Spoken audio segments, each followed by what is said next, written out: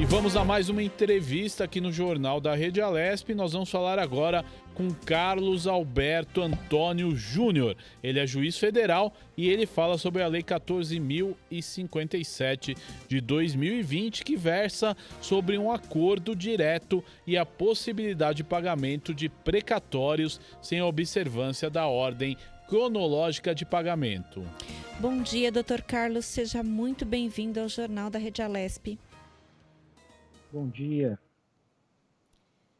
Doutor, para que a gente contextualize o pessoal de casa, o que são precatórios?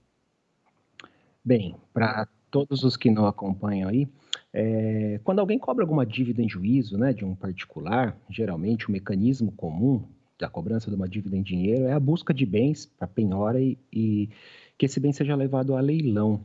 No entanto, quando a fazenda pública, né, o Estado, a União, os municípios, suas entidades públicas são os devedores, esse mecanismo de penhora se torna impossível, porque os bens públicos não podem ser penhorados. Aí então que surge a noção de precatório. O precatório nada mais é do que um mecanismo para pagamento de uma dívida pela fazenda pública. Tá?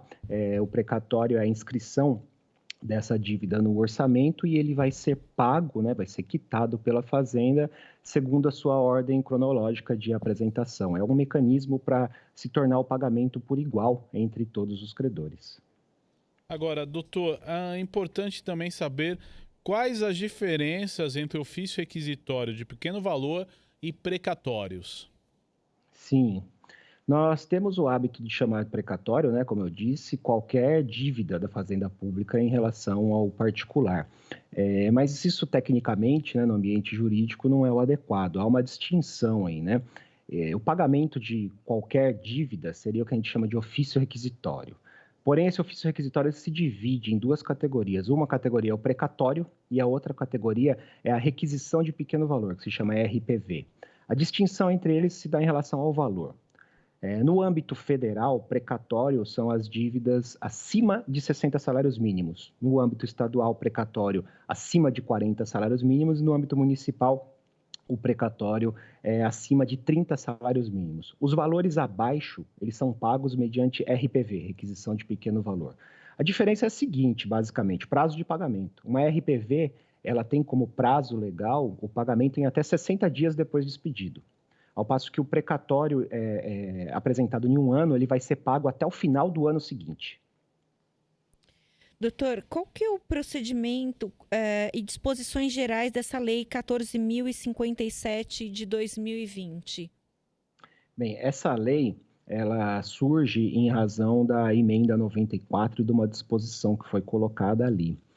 O parágrafo 20 do artigo 100, salvo engano, da emenda 94, ele disciplina o seguinte, que quando houver precatórios de alto valor, de grande valor, e para isso ele considera aquele precatório que o valor individual dele supera 15% do valor inserido na lei orçamentária do ano, para fins de pagamento de precatório, esse precatório ele não vai ser pago como os demais normalmente, né, são pagos, ou seja, um precatório que é apresentado no ano, ele vai ser pago no ano seguinte. Nesse caso não vai acontecer isso, esse precatório ele vai ser obrigatoriamente parcelado, né? A emenda fala isso daí. 15% vai ser pago no ano seguinte e o resto em 5 parcelas. Esta disposição da Lei 14.057, ela é uma alternativa a esse parcelamento. Nada mais é do que, é uma possibilidade que a emenda fala de se a parte não quiser esse parcelamento, ela fazer um acordo com a União, né? No caso, essa lei ela é aplicável para a União, ela faz um acordo com a União para sofrer um deságio no valor do seu precatório e receber em outras condições. Esse deságio máximo é de até 40% do valor, mas vai receber em outras condições, né? Provavelmente o pagamento vai ser feito de uma vez só. Essa lei ainda pode ser regulamentada com outros requisitos, mas basicamente a noção dela é essa. Doutor, desde o início da pandemia, a gente teve alguns decretos aí que alteraram prazos, alteraram algumas condições de dívidas públicas. No caso dos precatórios, houve alguma alteração em função desses decretos relacionados à pandemia? Não, a priori não. Os precatórios federais, né, como eu disse, eles, assim, os precatórios estaduais também seguem a mesma regra. Eles são colocados, né, dentro da lei orçamentária, todos aqueles apresentados até 1º de julho de um ano. Então, tudo aquilo que aconteceu na pandemia aqui, e que foi apresentado como uma dívida transitada em julgado até 1º de julho desse ano, vai ser pago ano que vem. Então, teoricamente, nós já estaríamos fora do decreto. Os RPVs que são pagos em até 60 dias, eles vão sendo pagos, né, pela União. A União não tem um atraso no pagamento de precatório nem de RPV. Algumas pessoas relatam que demora um pouco para recebimento do precatório. Por que isso acontece, doutor? Então, esse sistema de precatório, ele foi criado, como eu disse, né, para possibilitar que todos os credores recebam. E, juridicamente, ele é um mecanismo onde a Fazenda tem o seu prazo ali, que a gente fala que é o prazo constitucional do precatório, que é essa noção. Um precatório apresentado até 1º de julho de um ano vai ser pago entre janeiro e dezembro do ano seguinte. Ocorre que, se não for pago no prazo, não tem uma sanção contra o ente público disciplinada. A única coisa que aconteceria era a retomada dos juros. Então, se não houver orçamento, alguns estados, municípios, eles não estão pagando, né? E o precatório ele fica, então, em atraso. Há uma retomada dos juros que voltam a correr, ultrapassado o prazo constitucional, mas não tem um mecanismo para se compelir a pagar. Agora, doutor, como ter conhecimento, né, sobre esses requisitos que deverão ser observados aí para a realização de acordos diretos em relação aos precatórios da União? As pessoas têm que ter a noção que tanto o precatório quanto o RPV, ele é o pagamento de uma dívida judicial transitada em julgado, né? Então, ele vai ser pago a partir do momento que você tem uma ação judicial e que ganhou, tá ok? Nessa linha, então, a primeira noção que você tem que ter é: eu estou discutindo contra a União em alguma ação, e isso daí você provavelmente vai ter um advogado. A maior parte dos juízos, né, exigem a presença do advogado, com exceção de juizados. Se você tem essa noção, você já é um candidato aí a se preocupar com o assunto. E aí é o seguinte: o meu valor é muito grande, porque os precatórios que se inserem nessa lei são aqueles precatórios de grande valor, aqueles que superam 15% do valor inserido na lei orçamentária anual, o que é um valor alto. Então, são precatórios altos. A maior parte das pessoas físicas não vão entrar nessa situação. Isso aqui são precatórios geralmente de empresas ou de dívidas bem maiores. Doutor, o senhor comentou sobre o transitado em julgado. Vamos traduzir para o pessoal de casa? É quando esgotam todas as possibilidades de recurso ou não? Ou é ou depois dessa instância tem algo mais a ser feito com relação ao processo?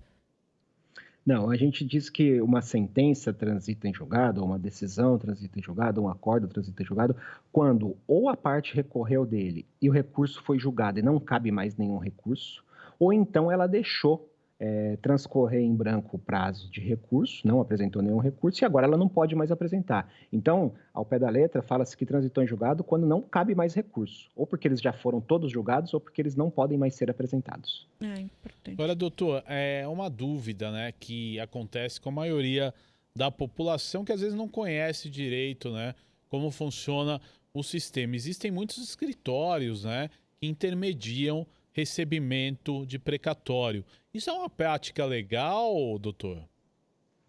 Sim, existe a possibilidade de cessão do precatório, né?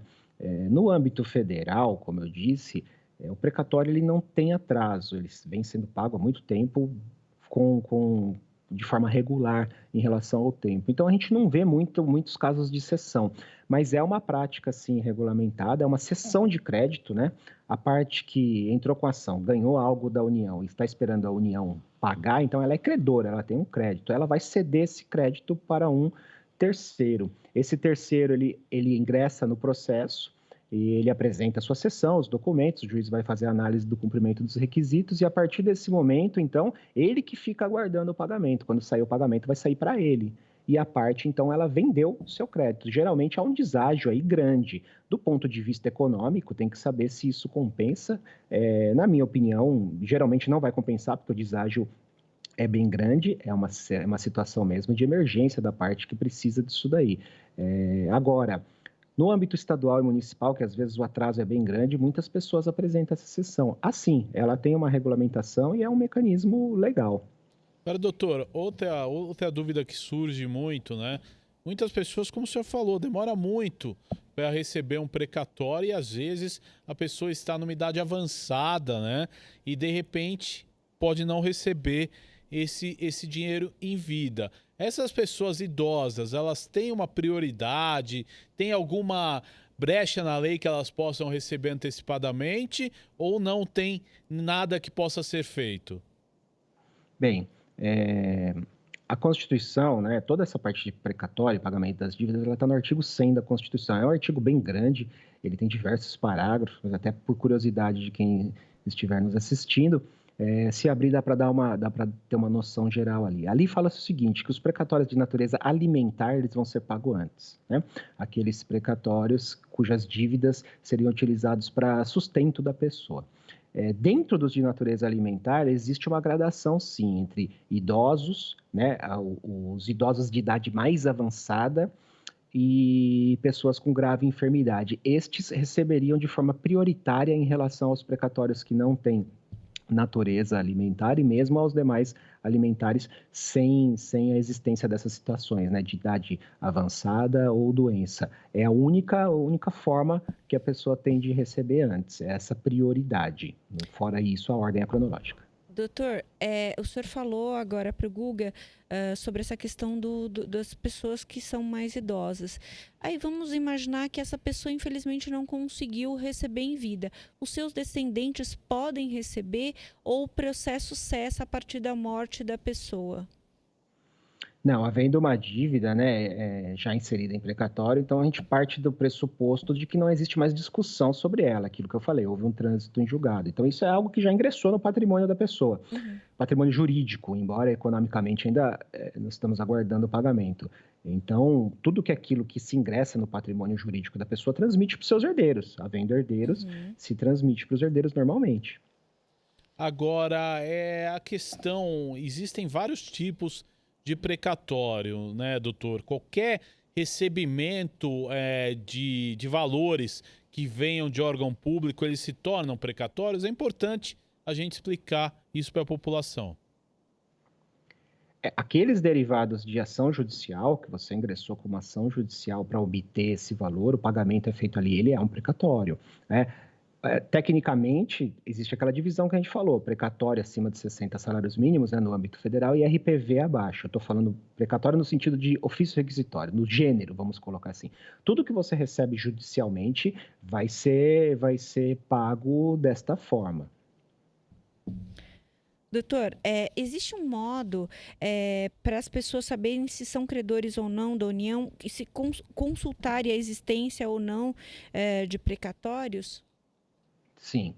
No âmbito da União, salvo raríssimas exceções, né, coisas específicas aí do mundo do judiciário, as ações contra a União ela correm na Justiça Federal, né? A Justiça Federal ela é o fórum próprio para as ações em que há interesse da União. Então, se nós estamos falando que o precatório é a cobrança judicial de uma dívida, você possui uma ação. Logo, a única forma que você tem de saber, primeira forma, a melhor forma seria você consultar seu advogado que tem a ação. Depois disso, se você quiser saber por conta própria, você vai ter que ingressar no site do tribunal que abrange o seu estado. Aqui no estado de São Paulo é o Tribunal Regional Federal da Terceira Região, TRF3. Ingressando no site vai ter ali um campo, né, que fala requisição de pagamento. Essa requisição de pagamento é o precatório. Ali com o seu CPF você vai digitar e vai saber se já está inserido, quanto foi inserido, quando foi inserido e quanto está inserido de valor ali. Agora, doutor, uma última pergunta que eu acho interessante a gente esclarecer o nosso telespectador. Em tempos de pandemia, é mais fácil ou mais difícil receber os precatórios ou isso não mudou nada?